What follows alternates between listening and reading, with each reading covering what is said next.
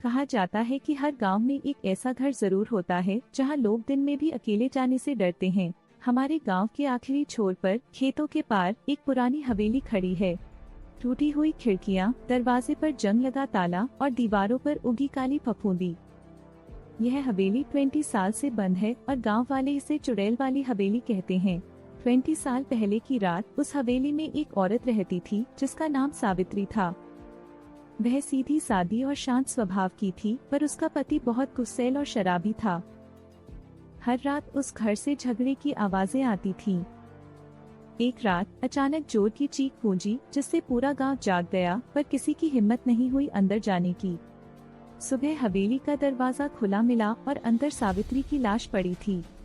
Police ने मामले को आत्महत्या बताकर बंद कर दिया, लेकिन गांव वालों का मानना था कि वे खुद नहीं मरी थी। असली डर की शुरुआत इसके बाद हुई। हर रात ठीक 12 बजे हवेली के अंदर से धीरे धीरे रोने की आवाज सुनाई देने लगी। शुरू में लोगों ने इसे भ्रम समझा, लेकिन आवाज हर रात आती रही जैसे कोई औरत दर्द में सिसक रही हो। कुछ लोगों ने सफेद साड़ी पहने एक औरत की परछाई देखी जो बिना पलक झपकाए बाहर देखती रहती थी। एक बार गांव के 3 लड़के हिम्मत दिखाने के लिए हवेली में गए। वे मोबाइल की टॉर्च चलाकर धीरे धीरे अंदर बढ़ने लगे। जैसे ही वे ऊपर वाले कमरे में पहुंचे, अचानक दरवाजा अपने आप बंद हो गया। कमरे का तापमान ठंडा हो गया और ठीक उनके पीछे रोने की आवाज गूंज उठी। एक लड़का बेहोश हो गया, जबकि बाकी 2 भागकर बाहर आए। जब बेहोश लड़के को होश आया तो वह सिर्फ एक ही बात दोहरा रहा था, वो रो नहीं रही थी, वो मुझे बुला रही थी। एक बुजुर्ग ने बताया कि एक रात वह खेत से लौट रहे थे, तभी हवेली की छत पर किसी को खड़ा देखा। उसके लंबे बाल थे और सफेद साड़ी पहनी हुई थी। जब उसने सिर घुमाया तो उसका चेहरा पूरा काला था और आंखें लाल। बुजुर्ग उसी जगह गिर पड़े और आज तक उस रात का नाम सुनकर कांप जाते हैं।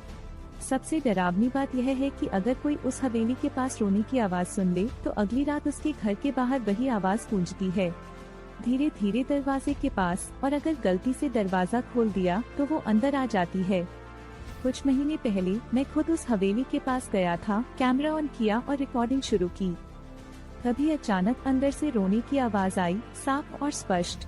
मेरे हाथ कांपने लगे और मैं भागने ही वाला था, तभी मैंने ऊपर की खिड़की में किसी को खड़ा देखा, सफेद साड़ी पहने, और वह मुस्कुरा रही थी।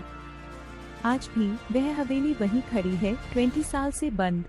लेकिन अगर आप कभी आधी रात को उस रास्ते से गुजरे और रोने की आवाज सुने तो पीछे मुड़कर मत देखिएगा, क्योंकि हो सकता है वह आपके पीछे खड़ी हो।